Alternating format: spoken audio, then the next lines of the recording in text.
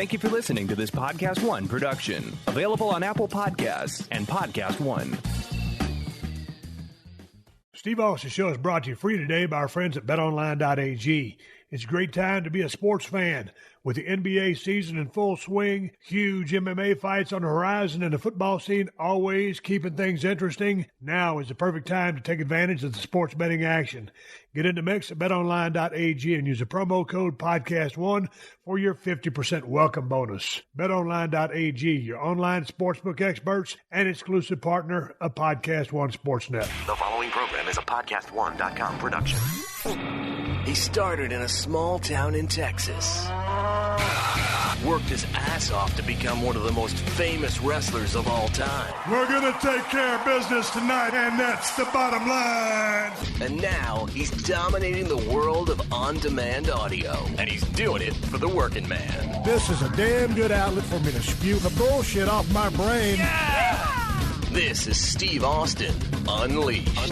Hey, welcome to another classic episode of the Steve Austin Show. Every week, we are bringing out some of the most requested episodes of the podcast from behind the archives. We have another great one for you this week, and here's my producer, Sean, to tell you all about it. Welcome, everybody, yet again to another classic episode of the Steve Austin Show. It is producer Sean with another episode for everyone listening. It's episode number 230. Labeled, I've Always Been Crazy, but I'm going to label this Steve Austin Moonwalks in the Shower, because that's exactly what happens. Original air date, June 18th, 2015. Steve is recording live on location from somewhere in California. He mentioned it, but I forgot. Taping the Broken Skull Challenge. So he's out in his camper on site and recording this podcast you're about to hear. This one in particular, it's kind of a famous one, I guess, because I remember hearing about it reading about it in The Observer. I read somewhere it was notable enough to bring it up, but Steve tells a story about falling in his shower in his camper and being unable to get up. And at the same time, he accidentally lodged his shower stick with a loofah on it, his shower stick, up his own ass. That's what he did. And it's a story that Steve tells very in detail and very eloquently, and just as only as Stone Cold Steve Austin can share. And also in the story, he talks about the moment where he calls 911 and he uses wrestling lingo to kind of describe what his situation is and how that can sometimes backfire on you if you are not talking to another wrestler.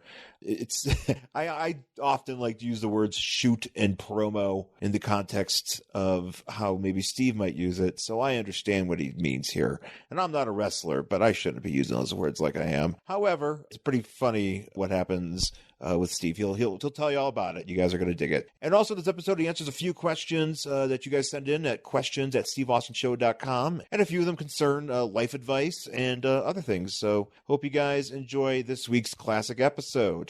All right, let's get into this day in Steve Austin history. Today might be a little off because the history of WWE.com was having some issues, at least for the parts I was trying to get to from 97 on. So I did rely on also ProFightDB.com, which provided me with some information. All right, starting off in 1991 in Richmond, Virginia, we've got WCW TV champion Stunning Steve Austin defeating WCW Light Heavyweight champion Brian Pillman in a TV title match. This Paulie dangerously hit Pillman with his phone, allowing Steve to get the win. I guess we're already into 91 and Steve being a part of the Dangerous Alliance. It kind of just happened all of a sudden, me reading these results, but here we are. And then in 1992 for WCW, we go to St. Joseph, Missouri, where Stunning Steve Austin defeated Brad Armstrong. Then we go to the WWF in 1996 in Hull, Quebec, Canada. Steve Austin defeated WWF Intercontinental Champion Hunter Hearst Helmsley via disqualification when Triple H used his title belt as a weapon. And then finally, we wrap up in Fort Lauderdale, Florida in 2000 for a SmackDown taping. Chris Jericho and Steve Austin fought Chris Benoit and Kane to a no contest or a draw, as ProFightDB indicates. So that's it for your day in Steve Austin history. As of course I mentioned, I get my information from thehistoryofww.com and ProFightDB.com. Thanks for listening, folks. Please rate, review, and subscribe to the podcast on Apple Podcasts, and let Steve know what you think of the show. Questions at SteveAustinShow.com. If you maybe heard on Tuesday's show, he's fielding requests for matches that he wants to talk about, ones that he hasn't participated in. So you guys can hit him up there, and we'll get some fun content out for you guys. You guys are going to dig it. So thanks for listening, folks, and we'll come right back with Steve falling in the shower on a classic episode of The Steve Austin Show. The NFL, NHL, NBA, all of it continues to heat up this week with games that you are not going to want to miss out on. And for me, it's all about college football on Saturdays at the crib. Here's what we got this weekend. We have Oregon taking on Arizona State, Texas facing Baylor, UCLA versus USC, and a huge game between Penn State and Ohio State. Visit our good friends and exclusive partners of PodcastOne, betonline.ag, to take advantage of the best bonuses in the business. Sign up today for a free account at betonline.ag and use the promo code PodcastOne. Again, that's betonline.ag, your online sportsbook experts and exclusive partners of PodcastOne Sportsnet. This is Steve Austin Unleashed. Right now, I'm up to my eyeballs in work. I'm out here at the Broken Skull Challenge in Agua Dulce, California, taking these damn people who come out here looking for the biggest challenge of their life, and we're giving it to them in 3 rounds of competition. It continues to feel like we're working in a sandblaster on top of a mountain out here in a desert setting. The sun high in the sky, every now and then graced by a couple of clouds to give us a little bit of shade from the UVA and UVB rays which pound upon our skin. The weather has been phenomenal for the most part. Bright, sunny skies, just blue as a motherfucker out here, out of that smog ball that is Los Angeles. So I'm having the time of my life, but I'm working my ass off, and I'm loving it, man. I'm paying those gimmicks they send in the mails. I appreciate you guys and gals, the few gals that listen to this show, that tune in.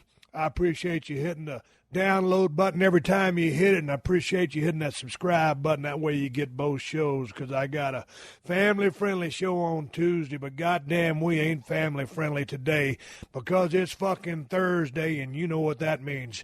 Hey, this whole podcast going to be a straight-up shoot. I'm going to tell you what's going on in my life. Out here at the Broken Skull Challenge, we're on about day 6, 7 of filming. I'm having a blast. We just got a badass group of women come through here, and we ran a skull buster today, and then we filmed a couple of the commercials, the promo shoots that advertise the show and some of the other stuff.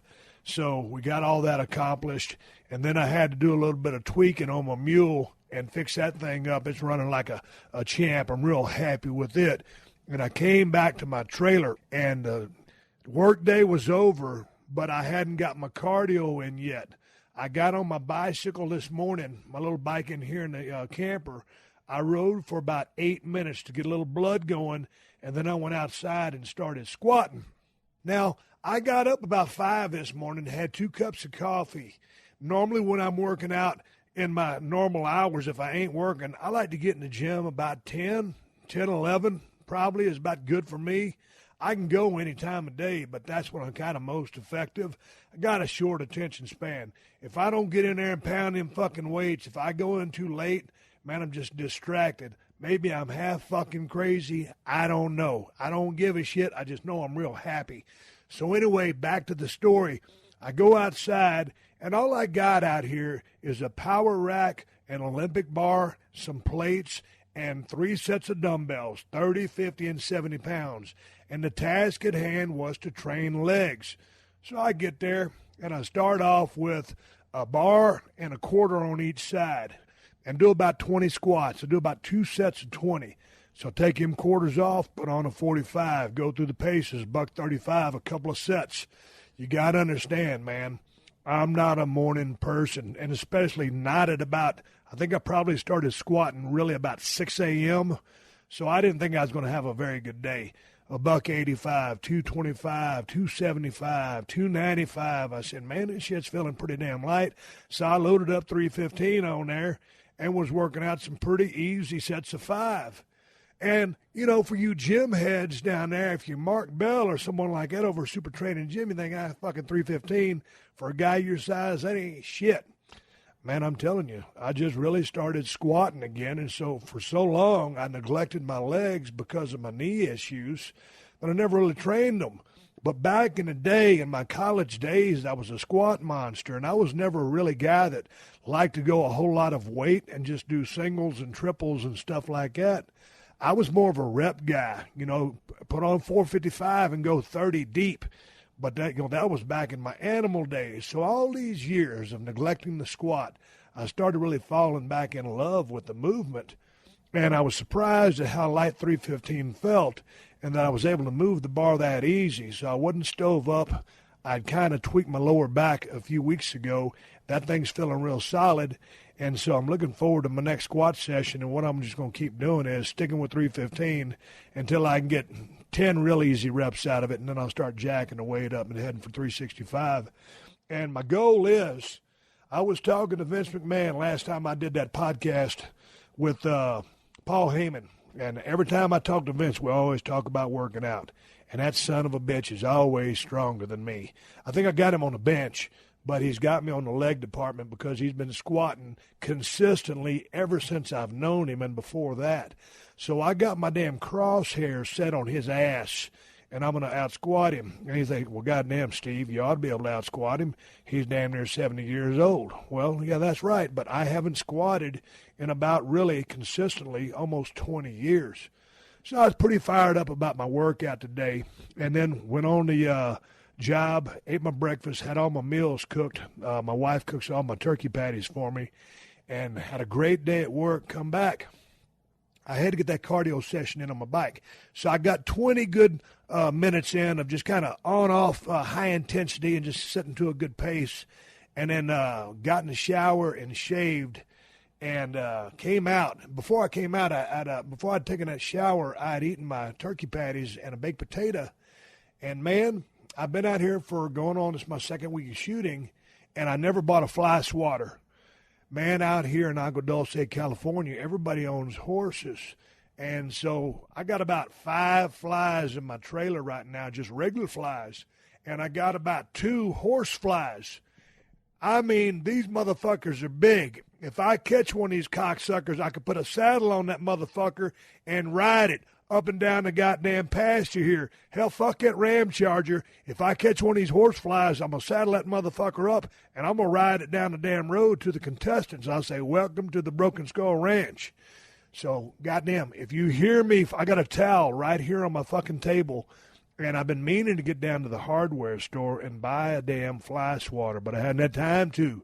And you know how you grab a dish towel or a big towel and you pop someone with it? That's how I'm trying to pick these damn flies off. But these motherfuckers are smart. Y'all remember a couple years ago I did a podcast out of Mexico talking about how smart flies were? Well, these motherfuckers are smart.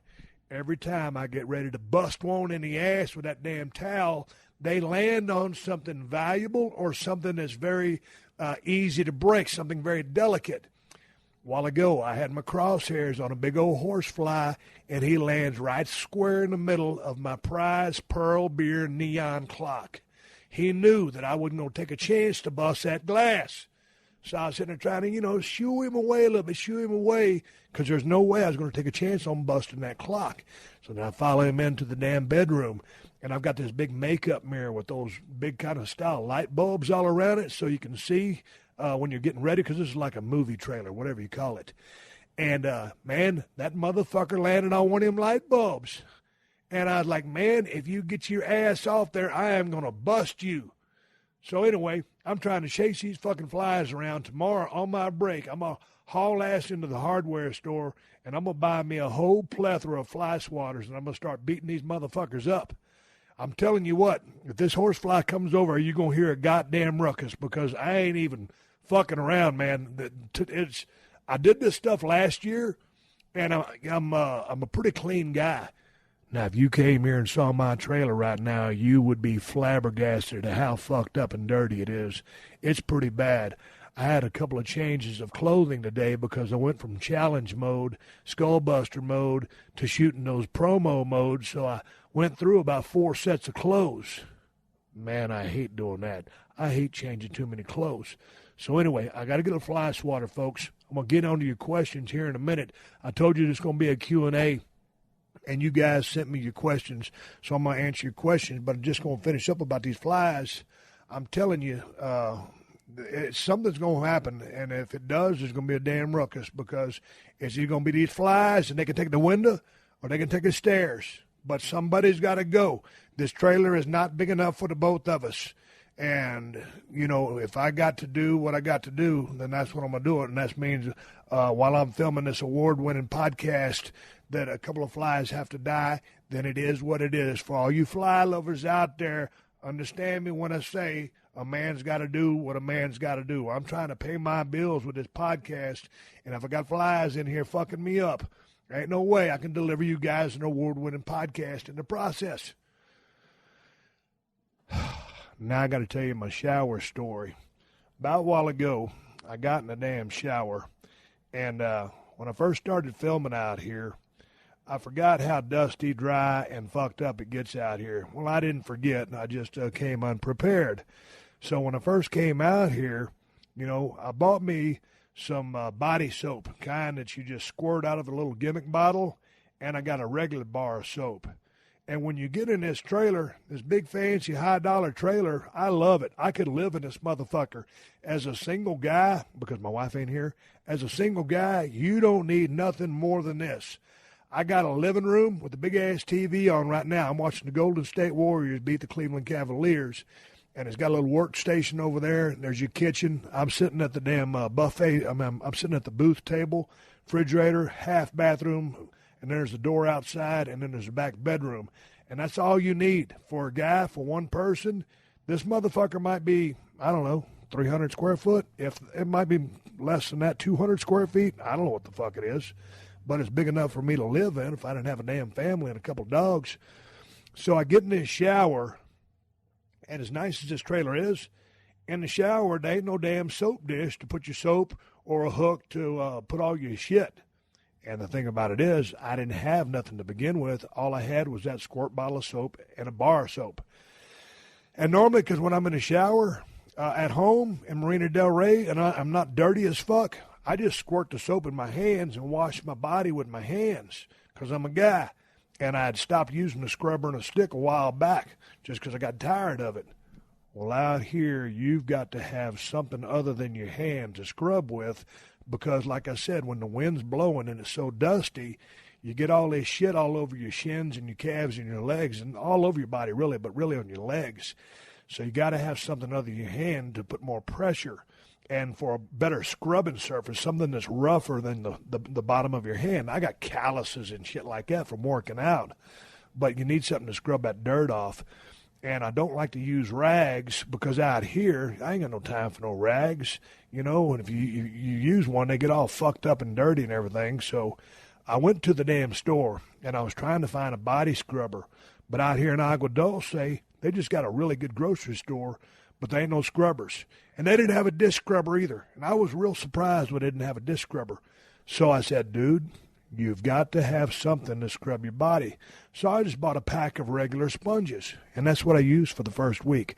But a regular sponge, although it's better than my hand, it could be better. So the other day, when I was at the supermarket getting all my turkey and stuff for my wife to cook, I decided, man, I got to go down that gimmick aisle where they have all the good stuff for scrubbing. And what I got was, you know, like one of those scrunchy loofah things. You know, girls use them, and guys do too, because I got one. But I got one that's dark forest green, so it looks fucking macho, kind of tough. Almost it's like it's forest green. That's all the way I can explain it. And then I got this other thing. It's kind of like a rag, except it's pink. Now, I wanted a more tougher color than that, but that's all they had was pink.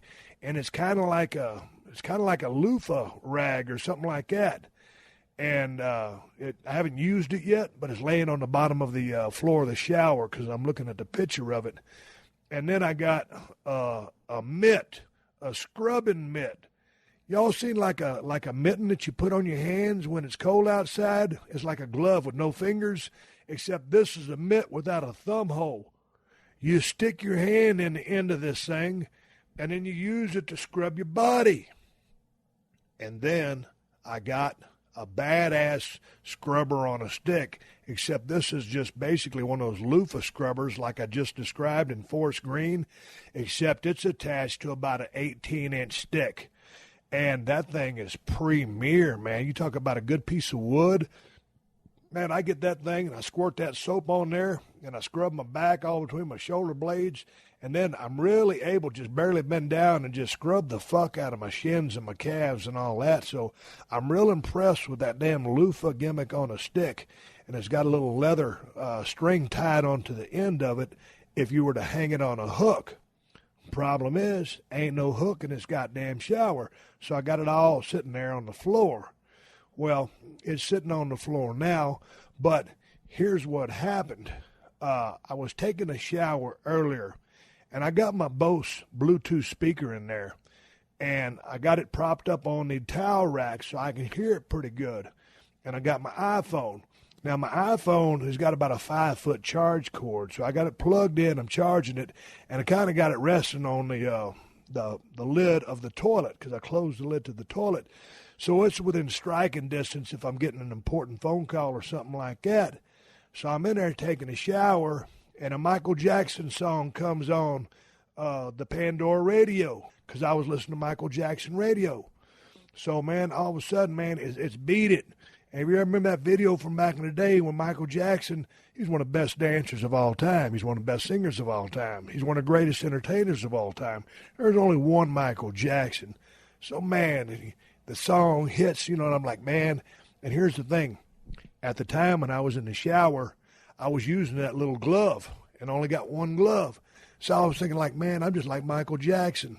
I got this one little scrubber glove on. And you remember Michael Jackson used to wear one glove. I said, man, this will be the ticket. I said, diagonally across this shower from corner to corner, it's about 3 moonwalk steps. So I figured if Michael Jackson going on, I'm kind of grooving to the beat, and I was going to moonwalk from corner to corner. Now, reality is probably only about 2 moonwalk steps, but I'm not very good at moonwalking anyway, so it doesn't need to be real far, and nobody can see me. And I was in Michael Jackson mode, and I was grooving in the shower, and I was all soaped up with my scrubber on my scrubber glove on my hand, and I kicked up that damn foot and tried to arch up my foot, and I was going to moonwalk across the shower. When I did, I hit that motherfucking bar of soap. And when I hit that bar of soap, my leg went flying up in the air, my shoulder blades come down, one arm got pinned behind me, and the other damn leg got pinned up against the goddamn wall. And I was stuck. I was stuck in the goddamn shower, and this motherfucker's probably 3.5 by 3.5. Water's beating down on my damn face, and I'm laying there with my arm trapped, my leg trapped, and I can't move but my right arm. Here's the thing. My right arm don't straighten out all the way. There's a goddamn fly just landed on him. I was going to hit him with a fucking baseball cap. A fly landed on the towel that I'm trying to kill the flies with, so I was going to have to use my baseball cap to kill the fly on the fly swatter towel. So anyway, back to the story. I got my right arm. It don't straighten out. Ever since I had that tricep reattached, I got all that calcium in there. So this motherfucker, I'm thinking, man, because I'm starting to panic. Because when I first hit, just the impact jolted me. And I'm like, motherfucker, and I was mad because how could you do something so stupid to hear a Michael Jackson song and moonwalk across the shower and trip on a bar of soap and fall and bust your ass? Now your legs are tied up, your arms pinned behind you, and the door flew open, so water getting on the floor. So I reach up my goddamn old crooked-ass right arm, and I was able to flip up the lever and turn the water off. Okay, now that's good. I'm in pain, but I got the water off. I'm not making a fucking mess. And now, I'm thinking, okay, dude, you need to get your big ass up. But I'm starting to think about it, and I'm getting a little bit claustrophobic because I'm kind of jammed up. Something ain't right. It's not a good position to be in. I think I'm intact. I don't feel like I've broken anything or dislocated anything, but I'm jammed up. I'm jimmied up in a 3.5 by 3.5 foot shower. Fucking 10 minutes goes by. I'm about as independent and as strong as you can be, but I'm starting to think, dude, what the fuck are you going to do? So I said, I looked over at my goddamn phone. I could barely crane my neck because the way my shoulders were hunched up and the way I was positioned in that shower. I looked over. I said, you put that phone there, you got to reach that phone with your damn fucking bent-ass right arm. And I fucking reached out the shower. I could barely touch that motherfucker with my goddamn middle finger. The middle finger that's flipped off crowds all over the world was the middle finger that I needed to inch that goddamn iPhone off the lid of that commode into my fucking palm. And I jerked it and unplugged it. And I said, I got my phone in my hand. I said, well, who the fuck am I going to call? I said, I can call my goddamn wife. Who else am I going to call? I need help. I've fallen and I can't get up. And I'm in a goddamn shower. Naked. A global icon and a national treasure in a position of weakness. What the fuck am I going to do? Call my wife and tell her about it? Or call 911? So I called my wife. I said, goddamn, you ain't going to fucking believe this. And she goes, I don't know what. 'Cause my wife always assumes the worst when I said, goddamn, you ain't going to believe this. Because with me, it's always something fucked up. And I said, I fell in the goddamn shower and I'm fucking trapped. She goes, oh, Steve, how? And the way she says that, it's like you must be one stupid motherfucker, because how can a grown man, one of the baddest motherfuckers that ever walked planet Earth, be trapped in a shower and incapacitated? And so I told her about the glove and a Michael Jackson song, and then I hit the bar of soap trying to moonwalk, and she said, are you fucking kidding me? I said, no, I'm fucking serious as a heart attack. This is fucking straight up shoot. I'm trapped in the shower. She said, well, what do you want me to do, come get you?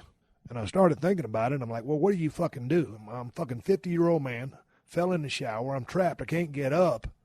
But, do I want my wife to drive 60 miles from Marina Del Rey to Agua Dulce and then to come in here and rescue me from the shower? And then, that being said, if she's able to maybe bring a crowbar or a fucking shoehorn or some KY jelly, whatever she needs to do, get my ass untrapped, is she physically strong enough to do it?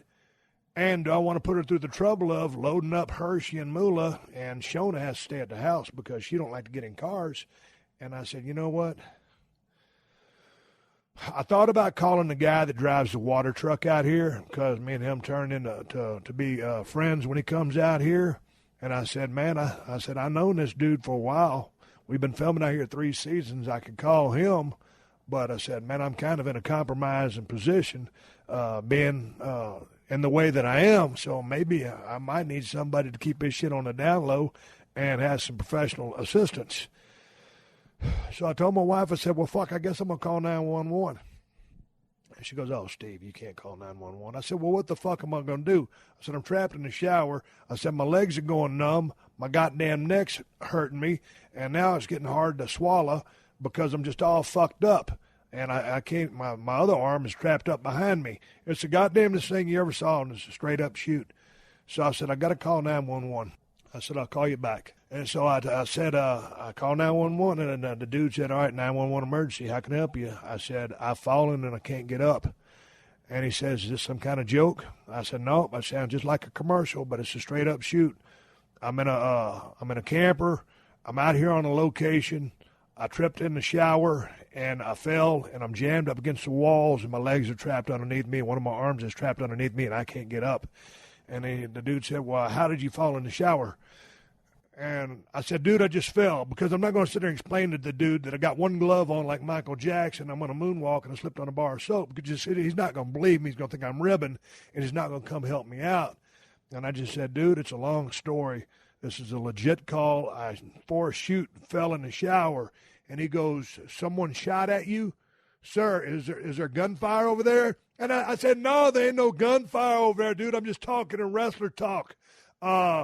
This is for real. I really fell in the shower. And this is where coming from the wrestling world can sometimes work against you when you try to use wrestling lingo and when you say for a shoot, because for a shoot means really, this is true, this really happened. So I can't say for a shoot because he thinks shots fired, and he's not going to come or send an ambulance or the paramedics if shots have been fired. They'll send the cops. I don't need the cops. I need somebody to pull my big ass up and get me out of the shower. And so anyway, he says, okay, well, what's your name? I said, hey, Arthur. And he said, sir, I didn't understand your name. And I kind of mumbled it because I didn't really want my name out there on the wire. And I said, hey, Arthur. And he said, sir, can you spell that for me? And I said, okay. I said, Steveaustin. He goes, oh, Steve Austin. I said, yeah, Steve Austin. He goes, why didn't you say that the first time? I said, because I was trying to kayfabe this whole motherfucker. He says, who's kayfabe? I said, man, forget about it. I said, just forget I ever said kayfabe, okay? And he goes, no, who's kayfabe? Is she there? Can she help you? I said, man, my name is Steve Austin. I'm a global icon and a national treasure. I'm in a bad way. I can't feel my legs, can't feel my arm, and I'm real claustrophobic, and I'm in a bad way, and I'm in pain. And can you send somebody out here to get me out of the shower? And he said, yes, I can, Mr. Austin. So I said, okay. He said, where you at? I said, I'm over here at the movie ranch in Agua Dulce. And if you come in the location and you hang a right, I said, my trailer's up there. And just come on in because I ain't got the door locked. And you'll see my vehicle out there. It's a black SUV, and I'm in there. And I'm in the shower in the back of the bedroom. So he goes, okay, Mr. Austin. I says, I have help on the way. And I said, all right. And I said, am I supposed to stay on the phone and just talk with you and let you know what's going on? He goes, well, you can if you want to, but if you feel like you're okay, I've got other calls I can take care of and help people out. I said, no. I said, I'm good. If you're sending guys down, I said, what are you sending? I said, he goes, do you need an ambulance or what do you need? I said, man, I just need somebody to help get my ass out of the shower. And so he says, I'm going to send a fire truck. And I said, yeah, man, dude, I'm a fireman. They're badass motherfuckers. I said, they pick my big ass up. And so I said, okay. I said, send a fire truck down here because I don't think I broke any bones or anything. But I do have one other problem. I am in a little bit more pain than I alluded to. And he said, what are you talking about? He said, well, when I fell in the shower, I had other things lying around, and I had a scrubber and a stick leaning in the corner. And when I fell on the scrubber and a stick. He goes, what do you mean scrubber on a stick? I said, you know, like them little loofah things that you rub your back on to clean your back off when you're getting soapy? He goes, oh, yeah, I know what you're talking about. I said, yeah. I said, when I fell, I landed on that. And he goes, well, what do you mean you landed on it? I said, I'm trying to kind of keep this on the down low. My name is Steve Austin, and I can't kayfabe anything with you. And he goes, hold it, who's kayfabe? And I said, forget about it, goddammit. I'm trying to shoot with you. He goes, shots fired? I said, no, ain't no shots fired. He goes, well, tell me what's going on. Who's kayfabe and were there shots fired? I said, kayfabe don't exist anymore. Ain't no shots fired. I fell on a goddamn scrubber on a stick and stuck it straight up my ass. I need someone to get me out of the shower, pull this scrubber on a stick out of my ass so I can record an award-winning podcast to put on PodcastOne.com and iTunes for people to download for free. Motherfucker, I need help. Can you please send the fireman? Ain't got nobody, got no guns over here. Everything's on the straight up. He goes, all right. He goes, you got a scrubber on a stick shoved up your ass? I said, yeah, it ain't something I like to brag about, but yes, sir, I do. He said, can you describe the scrubber on a stick? I said, yeah, it's about 18 inches long. The end of it is aqua marine blue, and on the other end of it is a leather loop where you can hang it on a shower hook with. And he says, how far do you think it's up your ass? I said, I don't know. I can't see my ass right now from the position that I'm in. I just know that it's stuck up my ass and I'm in pain. He said, hang on, brother, the fireman's on the way. And I said, hallelujah. I said, fucking thank you. And I said, you know what? Since you got other things to do, you go ahead. I'm going to hang up the phone and I'll wait on the fire truck. So I'm waiting there in the shower. I call my wife back because I know she loves me. She's very concerned. And I got to give her the truth. And I said, Kristen, I said, I just called the 911. The guy's got the fire truck on the way. He goes, hold on, got the fire truck. What are you sending the fire truck for? I said, well, I mean, it was between them and the paramedics. And I said, I don't think I'm really hurt. I just fell in the shower, and I wasn't going to tell you this, but I got a scrubber on a stick shoved up my ass. And she goes, how in the world did that happen? I said, I can't get into that right now. It was a freak accident. And trying to moonwalk and Michael Jackson and all this other stuff. And it just, if anything could go wrong today, it did go wrong. And I got a scrubber and a stick up my ass. And I got to get these guys to get me out of the shower and pull that stick out of my ass. And so I said, baby, I got to go tell the dogs that Daddy loves them and that he's going to be home real soon. And Daddy's not going to be home real soon. I got some more days at work out here, but it just sounded good to make my wife calm down because I knew how worried she was about me. And so all of a sudden in the distance, I can hear the sirens coming up the road, sirens getting closer, sirens very, very loud. And all of a sudden I hear I'm in here, come on in. I said, I'm in here, come on in. Guy, hear the door open. Mr. Austin, are you in here? I said, yeah, I'm back here in the shower. And all of a sudden, man, I'm stuck in that shower, and I crane my neck around. I look. Hey, it's me. I'm right here. All of a sudden, the fireman, his name was Joe. I come to find out later. Joe says, God damn. He says, how did you get in that position, sir? I said, it's a long story. I was listening to Michael Jackson. I tried to moonwalk, hit a bar of soap, fell down, shoved this scrubber on a stick up my ass and bent my legs up behind me. As you can see, I can't move my arm either over here. He goes, ooh. He said, can you describe this scrubber on a stick? I said, yeah, it's about 18 inches long. It's got an aqua blue marine scrubber on one end, and it's got a leather loop tied to the end of it to hang on a shower hook. He says, it looks pretty bad. And I said, what do you mean it looks pretty bad? He says, well, I can see the leather loop, but not much else. How long did you say that the scrubber on a stick was? I said, I estimate it to be about 18 inches long. He says, we might have a problem here. I said, Joe, just get you guys in here. I don't care whether you got to get the jaws of life or whatever you have to do to destroy this camper. I don't care if you get a chainsaw and you cut the wall out. You got to get me out of here. I said, I'm a global icon and a national treasure, and I can't have this making TMZ and have other people find out about it. It goes against my modicum of toughness. It goes against the body of work that I put together in the WWF, and it goes against everything that I stand for, running the Broken Skull Challenge for the baddest, most toughest athletes in America to come out here to the proving ground. If they find out that I fell in the shower trying to moonwalk to Michael Jackson and got a scrubber and a stick shoved up my ass, and they're going to make fun of me, and they're not going to believe that this really happened. And I said, Joe, I said, you got to help me, brother. You got to help me. And he says, it's a fucking straight-up shoot. He goes, do you mind if I take a picture first? I said, no, man. I said, you can't take no goddamn picture, man. I said, fucking just get me out of here. I said, all right, come on in here, guys. And it was like a swig of water for the working man. You ever seen like the Three Stooges when one of them looked around the corner and then one of them put their head on top of the other and the other one put their head on top of the other? I had 4 heads craned around the door looking at my stupid ass laying there all bent up. Oh, everybody to listen to this podcast of beer. I'm trying to tell you guys a fucking true story about me in a 911 situation. And my niece just sent me a text saying that she loved me. I'm going to text her back saying that I love her back. So there I am laying in the shower, legs all discombobulated, fucked up. My arms felt fucked up. Still got my phone in my hand. And I said, guys, you got to get me out of here, and we got to keep this on the down low. And so I said, okay, Mr. Austin, we got you. So they started grabbing hold of my various body parts and started trying to extricate me. But it was almost like, you know, I was figure forward in that shower somehow. And I think I dislocated my left shoulder to a degree. And I think my left knee was popped out because there's no way that I could fit in the shower like I was all fucked up. And I was stuck. And it took them several minutes. And finally, they was able to fucking free my left arm, and that was cool. But now my legs are still tangled up.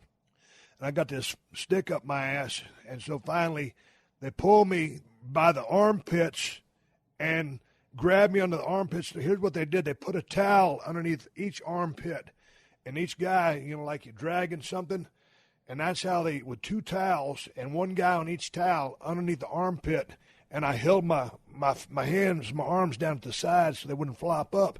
And that's how they pulled me out of that shower, and they pulled it, pow, and my shoulder shot back in the joint, and I was laying there on the goddamn floor, and I said, motherfucker, thank you. I said, can you guys help me up? And I'm laying there naked as a fucking jaybird. Got 4 firemen out there. They got full fire gear on. They got the helmets and everything on. I said, goddamn guys, there ain't no fire here. You can take them jackets off. And they said, well, we got you up. What do you want us to do for you now? I said, you ever make a fist and hold your thumb up and then you kind of point back at yourself like RVD used to do? Well, I did the RVD thing, and I said, guys, you got to pull this scrubber on a stick out of my ass. And I said, oh, goddamn, we forgot about that. And they said, bend over.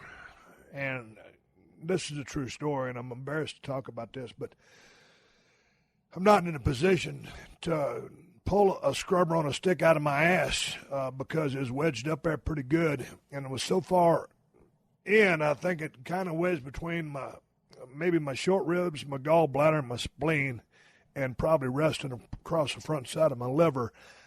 I used to be a pro wrestler. I'm not really a biology specialist and know a whole lot about the insides of the human body, but it was wedged to get up against something and wedged up in there pretty good. And so the old boy says, well, I got a Leatherman here with a hook on it, and he was able to hook that damn leather loop that's on the end of that scrubber on a stick. And they started pulling, and that guy had a pretty good grip on that Leatherman tool, and they got it out enough to grab a handful of that stick. And then the dude started pulling, and that scrubber on the stick wasn't moving. And he goes, do you mind if I get a little leverage? And I said, no, do whatever you got to do. Well, I didn't know what he was talking about when he said need a little extra leverage. And he put his foot on my ass to keep me from coming back towards him while he was pulling on that Leatherman tool to get that scrubber on a stick out of my ass. It was the most embarrassing thing I think I've ever done in the history of my life. And he said, boys, grab a hold. And when he said, boys, grab a hold, what they did was he had a hold of that damn 6 inches of that stick. The rest of that stick was shoved up my ass. And so he had a hold of it, and he had his boys get behind him, and one of them waist-locked him, and the other two waist-locked the other one. It was like a daisy chain, as we would say in pro wrestling. And all of a sudden, they did a countdown, and they said, 1, 2, 3, pull! And they pulled like a motherfucker, and I kind of relaxed at the same time because I think I was clenched up from all the trauma, and I was trapping that damn stick inside my ass, and I didn't know my ass muscles was so goddamn strong, and that thing had a hold. That scrubber up there was wedged up against my spleen and my gallbladder and my liver, and I was able to relax, and finally that scrubber on the stick just came flying out of my ass, and the 4 firemen took a goddamn bump on the damn bedroom floor. So I looked at them. I said, thank you very much. Before you guys get up, do you mind if I take a picture? And so anyway, they started laughing like a motherfucker. They said, Mr. Austin, are you okay? Do you want to go in and see medical help and see if there's any internal hemorrhaging or bleeding? I said, guys, I think I'm good to go. Please, let me throw on a towel and get you guys out of here. And they said, hey, man, do you mind if we take some pictures with you? I said, man, for everything that you did, if you keep this on the down low, and don't ever tell nobody, I'll take a picture with you guys. And so I put some underwear and some shorts on and put a tank top on and some flip-flops and went outside. And I had some beer in the refrigerator, and I gave them guys a beer. They wasn't supposed to drink a beer because they was on the job, but we drank a beer out there together and laughed like a motherfucker about what had just happened.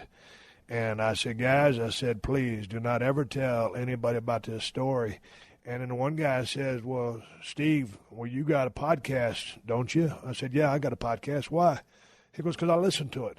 I said, oh, dude. I said, you listen to the Family Friendly Show? He goes, no, I listen to both of them. I subscribe and download to both the shows. I said, yeah. And, okay, I said, I appreciate you listening to the show. I said, well, aren't you going to talk about this on your podcast? I said, yeah.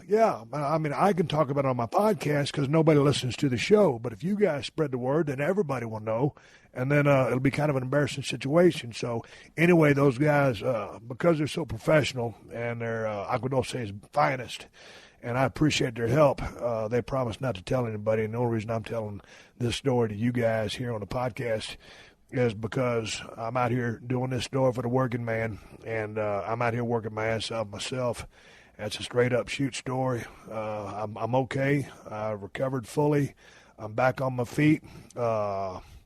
I tell you what, I'll probably have the cleanest farts in the world for about the next 6 months. Because when that scrubber on the stick came out, hallelujah, man. All that soap and stuff really cleaned my insides out. I tell you what, I could fart in front of the Pope right now and not even offend him because the smell would be so bubbly, sparkly, and shiny that it wouldn't bother him. And that's no disrespect to the Pope. I'm just saying if I was able to go visit the Vatican and farted accidentally, never try to fart on purpose, but that wouldn't offend him because my farts have been cleansed. Hey, man, it's getting cold outside. Winter's coming. The temperature's dropping, so what sense does it make to go around town freezing your ass off, getting all of your office supplies together when you could just get them all at the same time? Well, my guys at Zorro.com are here to make it hassle-free because they got everything you need in one place. Zorro.com, spelled Zoro, is where you'll find everything you need for businesses of any size in almost any industry. Electrical, plumbing, contracting, manufacturing. Don't sweat it because Zorro has you covered. Zorro.com has tools and equipment, safety and office supplies, cleaning items, and more from brands you know and trust, such as Stanley, 3M, Milwaukee, Schneider, and Rubbermaid, just to name a few.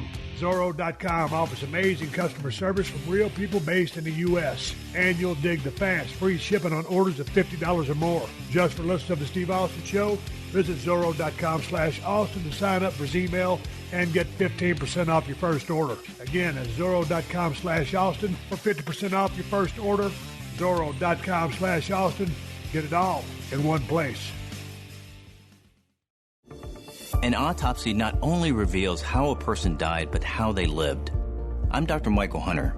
If you like what you're hearing, check out more dark mysteries on your TV on Reel's channel. There are shocking real-life and death stories in World's Most Evil Killers, like the quiet neighbor nicknamed the Scorpion after he bludgeoned 9 women to death with a hammer, and Rodney Alcala, the serial murderer best known as the dating game killer. Then check out the latest episodes of Autopsy that reveal what really killed screen and music legends like Walt Disney, Tom Petty, David Cassidy, and Batman's Adam West. You can find Reels on your TV at Reels.com. That's REELZ.com. Then check the top of the screen to find Reels in your area. This is Steve Austin Unleashed. After all your experiences and learning, what 3 pieces of life advice would you give to someone that you know now, which you wish you had known back then? Probably 3 things that I would tell anybody right off the bat, and there's probably more than 3 things that I could tell people, is to always work your ass off in anything you do. You never half-ass anything. If you half-ass something, you'll have to come back later and do that job again. So when you do something, do it to the nth degree. Do it to the best of your ability. Number 2 would be your word is your bond. Always live up to your word. If you shake a man's hand and tell him you're going to do something, then you always do it and live up to your end of the deal. Don't need no piece of paper. You just need a handshake. And you look a man in the eyes and you tell him what's going to happen, what you're going to do, and what you expect out of him, and y'all have an agreement, then your word is your bond, and you don't need no more than that. And if you ain't got your word and your bond in life, you ain't got nothing. That's a straight-up shoot. I don't give a flying fuck what goes on. If I tell somebody I'm going to do something, I'm going to do it. That's the bottom line. A swig of water for the working man. On a lighter note, if I was talking to you and I was there in your house, and you got a big-ass shower or a little bitty shower, I would tell you to get a rubber bath mat to put on the bottom of that thing so that you never, ever fall. I gave that piece of advice 2 years ago. And on top of that, to top that off and go into 4 pieces of advice, I would say never, ever moonwalk across the floor of your shower. If you do, make sure there's not a bar of soap in your way so that you might end up in the life-threatening predicament that I have found myself in earlier today. So those are 4 things that I would give you, Garrett. And obviously, I'm ribbing on a couple of them. I don't like to get too serious here with the podcast, and there's too many serious life lessons out there to really delve into. But it is what it is, and I appreciate you sending in your question. Hey, here's a funny one. I got this email from a guy named Steve. And he said, "Hey, Steve, seems like you're making the best of it out in the desert." And he says, "Hey, calling yourself a hermit strikes a nerve with me. I don't know if you feel demeaning yourself helps with some fans. It's the piece of shit trolls who are the hermits, and that would be the fans too. Take care." Hey, Steve, I'm not demeaning myself. When I call myself a hermit, I mean it. I mean it in a good way, and that I like my privacy and left to my own devices. Now, don't get me wrong. I love being around people. I'm around people all day long on set. There's probably 100 cats out here on this show working their asses off, guys and gals, man, pulling cables and running sound and cameras and directing and all that stuff. And then we got the athletes that come out here. I love being around people. But, man, that's probably, one of the real good reasons is like my friendship with old Ted Fowler 361. That motherfucker's a hermit, too. He likes to be by himself. He enjoys people. But, man, when we go down there to the ranch, we'll see each other, every day. But then, when he's out doing his thing, I'm doing my thing. And I ain't got to sit there and go call the motherfucker every 15 minutes, find out what he's doing. He's independent. He does his own thing. And so am I. I enjoy being by myself as much as I like being around people. And I just do my thing when I go out there to the Broken Skull Ranch or wherever I'm at, out here on set. Man, I'm in heaven. When I get off work, other than, I miss my wife because she ain't here, and I live out here because I don't want to drive. It saves 120 miles of driving every day to live out here, and I'm able to get my workout in, and I'm able to stay current with everything. If I threw the drive back in there, it'd be a chaotic day and hard to accomplish everything I'm able to accomplish with respect to the podcast and all the other obligations that I have. So on one hand, man, I'm working my ass off. That's it for the entertainment business. But, I mean, we are in the sun every day, and it is work. I mean, it's a grueling schedule, and I ain't complaining about it because there are people out there that work way harder than me. But the gist of what I'm saying is I love getting paid to damn near have a vacation out here and live in this camper and stay by myself. It's funny because when I came out here for a camera rehearsal date the other day, last Saturday, before the contestants came in, we go through the camera moves so the cameras can kind of dial in because we had some new cats out here and adjust their lenses and know some of the movements. From there on out, man, when we start rolling cameras, it's a shoot. So some of these new guys got to learn the camera moves. And I came out with Hershey the Wonder Dog, my chocolate lab, who's 10 years old this year. And me and that dog are thick as thieves, and we love each other. But Hershey has really bonded with Mula, our silver lab, who's 2 years old now. And when I brought her out here, she was discombobulated and a little depressed. Normally when she used to come out here before we got Mula, she was cool in the gang because she's with Dad. And while I'm out working, she just stays in the trailer. And then after work, we'd walk through Skullbuster Alley. We'd go up on the ridge. I'd take my walking stick. We'd put about 2 miles in every evening. So because she's so used to being around Mula, she was missing her. And Mula, on the other hand, according to my wife, was discombobulated because Shona, our older black lab, is, really kind of getting older and doesn't like to move very much. So Mula didn't have anybody to play with because her and Hershey are so close. So I said, you know what? I'd rather these two dogs be happy and me be out here by myself because, dude, I don't mind being by myself. So, hell, I ain't even got Hershey out here, but I'm kicking it, man. I got my goddamn mule outside.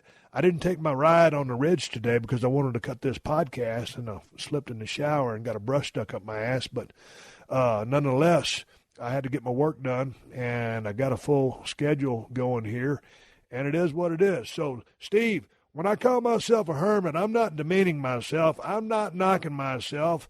I'm telling it like it is, and I'm proud of it. I mean hermit in a good way, motherfucker. Don't take it for any other thing than it is. Hey, Steve, you mentioned that you're 17 credits short of graduating from college. With all the online classes available, have you ever thought about going back and finishing it? Okay, that's question number one. Well, no, man, I ain't never thought about going back to college and getting my degree, because when I switched from a business major to a PE major because math was kicking my ass, and then I ended up dropping out of school because, I was working on a freight dock. I started working full-time, working 40, 50, 60 hours a week, running that forklift, loading, unloading them trucks, and then got into the wrestling business. And, like I said on a podcast a while back, at the age of 50, y'all hear that fly buzz by? Fucking horse fly. I'm going to watch this. I'm going to get this motherfucker with his baseball cap. He's on the towel that I put here to kill the flies with. These some bitches, God damn it. So anyway, where was I?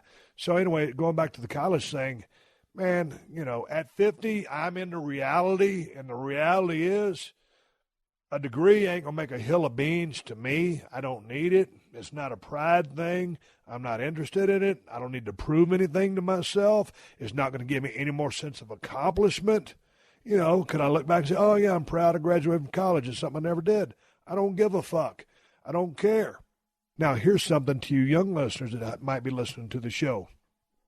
To people coming up, I always recommend getting the highest grade training or degree that you can get, or the highest grade, like I said, training. Whether, if you graduate from high school, I highly recommend graduating from high school and then a college education. But, dude, some people just don't want a college education. They want to go right into, specific trade labor. So going to mechanic school or going to welding school, that's just like going to college for me. Some type of trade or vocation, mechanic school, whatever, being an electrician. So I recommend those things to people because when you have those degrees, those certifications in hand, it makes it a lot easier to find a job. And sometimes, I'll meet people out here all the time who have college degrees, but they're doing something else as it pertains to life. And it was just the fact that, they graduated college that these other doors opened up for them. So anyway, enough about all that bullshit, man. I ain't got no reason for no degree. But anyway, he asked another question. This is coming from Nikki, whether it's a guy or girl, in Dallas, Texas. Second question, when is Redneck Island coming back, and do you think it will go back to the original format and or location? The whole fraternity/sorority party was a buzzkiller last time. Well, I got some creative control out here at Broken Skull Challenge because I came up with the show.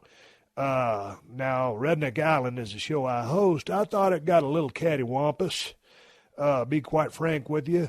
Now, don't get me wrong. There's some good kids out on that show, man, some real good kids. But, they spun them up, and they got wound up and had a good time, and the train might have went off the rails a little bit, but we'll see if we reel it back in. And, I don't know if it's going to come back or not. I hope it does because I enjoyed hosting it.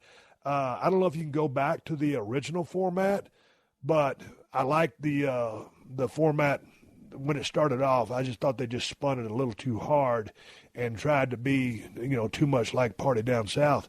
And no disrespect to that show, but this is Redneck Island, and they just kind of, I don't know, it was kind of a combination of a lot of things. So we'll see. It remains to be seen. You asked a question, and that's your answer. I love to do the show because I had a good time doing it, but that's out of my hands. If they give me a yell, I'll let you know here on the podcast. Man, here's a question here from Abner. He says, he sent a real lengthy email, and I just paired out part of his question there. He says, hey, Steve, Recoil is one of my favorite all-time films. Awesome fight scenes, and your character only spoke when it meant something. Anything you could share in terms of your thoughts when you first read the script and any input you may have had in the movie? I know you were injured at the time, but it didn't hurt the movie none, as it was bust-ass all the way. Hello. That's coming from Abner. Hey, let me tell you something, Abner. Recoil was a really cool, I thought it was a really cool script. we filmed that thing on a dime. If we'd have had a little bit more money, it could have been a lot better film. We're trying to film that movie in about 20 days with a pretty thin budget. And on movies like that, you don't have a whole lot of rehearsal times for the fight scenes, and that's what makes it real tough. You can't half-ass anything, and so those fight scenes, were what they were. When you're shooting on that kind of dime, you make the most of it, but it doesn't mean sheer precision or perfection. Coupled with the fact that I was injured, bear in mind I had blown out my left rotator cuff in the ring doing some business with Alex Riley promoting Tough Enough. I didn't warm up before I went to the ring that night, and when I hit that Luthez, when we hit the mat, I popped out my left rotator cuff. I mean, I didn't pop it out, I blew it out. And it turns out when I was up there in Vancouver making that movie, because I had delayed getting the MRI for so long, I was in denial. I refused to admit that I had a torn rotator cuff. But my shoulder was in so much pain because of the activity that I had to go get it MRI'd. And, man, the doctor looked at me and said, "Man, what did you do?" He goes, "There's blood everywhere in this thing, and it's shredded." And I said, "Oh, man." And I couldn't put the movie on the back burner at that point because we were about to go into production in 3 days. So, anyway, I blew out my left shoulder. When I had that thing repaired after we filmed the movie, I had 8 screws and 2 staples in it. The staples were when they relocated my bicep tendon. 8 screws to put the shoulder together. And Dr. Stephen Burkhart in San Antonio, Texas, did my surgery, who's a premier world-class surgeon. If anybody got a shoulder problem down there, or probably elbow problem too, down there in the San Antonio area, man, that's my guy. And I'll put my stamp on him. He's an ace. My left shoulder is top-notch right now as we speak. So you changed all the fight scenes from being, using 2 hands to basically I'm fighting with 1 arm in that movie. Now, you can't help but engage the left arm to some degree because that's just the nature of things, because I wasn't wearing a sling or anything like that. But we changed, and this my stunt double and one of the fight coordinators, Paul Lazenby, at Mahler MMA or at MMA Mahler, whatever his Twitter handle is, Paul Lazenby was with me on that shoot, and he helped out a shit pile. But I blew the fuck out of my shoulder, and I couldn't really do anything. So I killed like 17 guys with 1 arm in that movie if you watch it back. And then here's the thing. When you're working on a thin dime on a movie like that, we go into that pool hall. We do that fight scene, and they wanted me to use a pool cue in the fight. Well, that really makes sense to use a pool cue in a fight if you're in a pool hall because it's a great weapon. Well, here's the thing. They only had 1 gimmick pool cue. So we broke that motherfucker right on the first take. So I'm thinking, okay, give me another gimmick stick so we can do this fight scene again. They said, "No, what are you talking about?" I said, "I need another pool cue." And they said, well, that was the only one we had.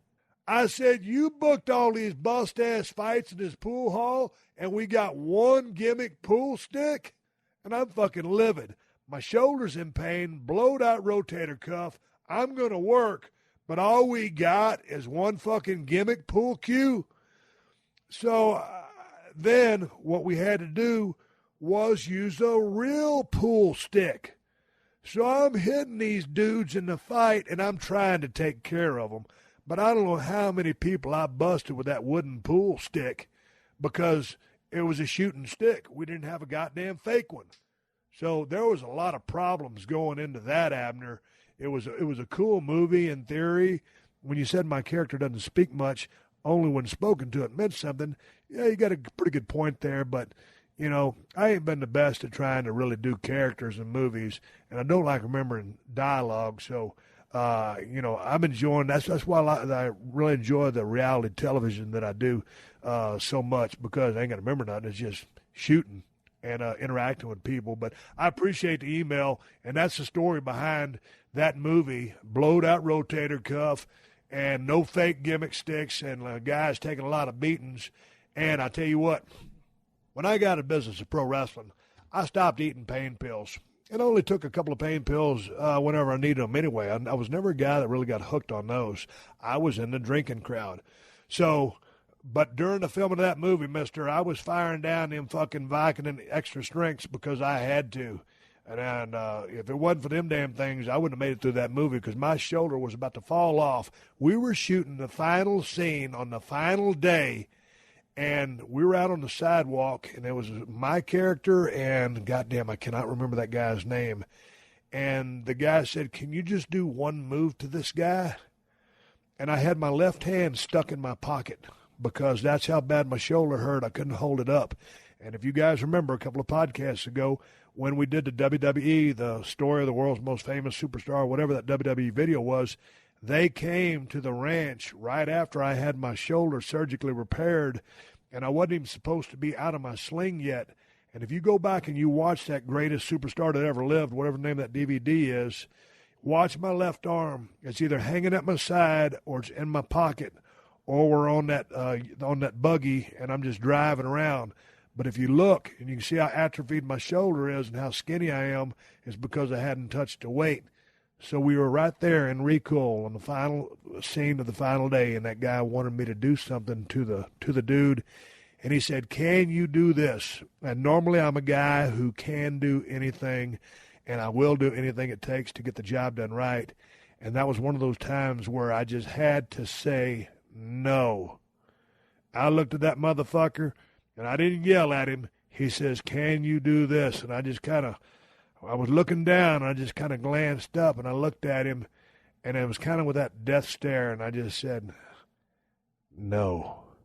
And when he heard me say no like that and see the look in my eyes, he knew that I meant no. And he knew that I was working with a blown-out rotator cuff, and it's not going to be a good idea to try to push the issue. So we didn't do that final fight or that final gig and that final scene, and it was what it was. Let's give it up for Geico for supporting the Steve Austin Show for all these years. In just 15 minutes, you could save 15% or more on car insurance. Geico has been offering great rates and great service for over 75 years. And anytime you need help, you can speak to one of their trained specialists 24/7. Go to geico.com and start saving cash. Extra money in your pocket? It may just be the most rewarding thing you do today. All right, everybody, give me the go-home cue. It's time to wrap up this podcast and ride off in the sunset. Don't forget to rate and review Steve Austin Show on Apple Podcasts. Tell friends to check us out. Again, I've told you how to reach me here on the podcast, questions@steveaustinshow.com. I want to thank everybody on the East Coast for being so welcoming to Broken Skull IPA and all of the other flavors from El Segundo Brewing Company. We've arrived down there a month or two ago. Lots of positive feedback. It's selling out like crazy. So thank you very much to everybody on the East Coast that has traveled to get to it or has enjoyed it. If you go to the El Segundo Brewing Company website, you can go to the interactive map, and it will tell you the location nearest you that sells it. We also just got another batch up to Oregon. We're coming out to the East Coast again, Massachusetts, Jersey, and New York area with more beer, and we're trying to get to 6 to 8 states starting in 2020. So it's a work in progress, and we're growing this thing out and trying to do the best we can. So thanks for all the positive feedback about the beer. I love the beer. It was made by me with Rob Croxall to my taste buds. So when I say it's the best IPA in America, I'm shooting with you. In my opinion, it is. Drink whatever you want to drink. Hopefully you'll enjoy my beer as well as what you normally drink. But give it a sample. I think you'll dig it. King of Attitude shirts. More are coming. I'm fixing to pick 5 more designs. My Broken Skull Ranch stuff is still up. I'm fixing to add more designs to that over at ProWrestlingTees.com. Got some pocket knives, Cold Steel, Working Man knife, and the Broken Skull knife. Amazon.com/shop/Steve Austin. I'd like to say one more thank you to all the fine sponsors of the Steve Austin Show, especially Zoro.com, Geico, and BetOnline.ag. That's how I'm able to do this podcast for you twice a week for free. Please support them because they support us. And if you need more info on my sponsors, check out the show description to this episode for details. Folks, I'm about to jump on my Kawasaki and hit the trails. Until next time, my name is Steve Austin, and I will catch your ass down the road. Download new episodes of Steve Austin Unleashed every Thursday at PodcastOne.com. That's PodcastOne.com.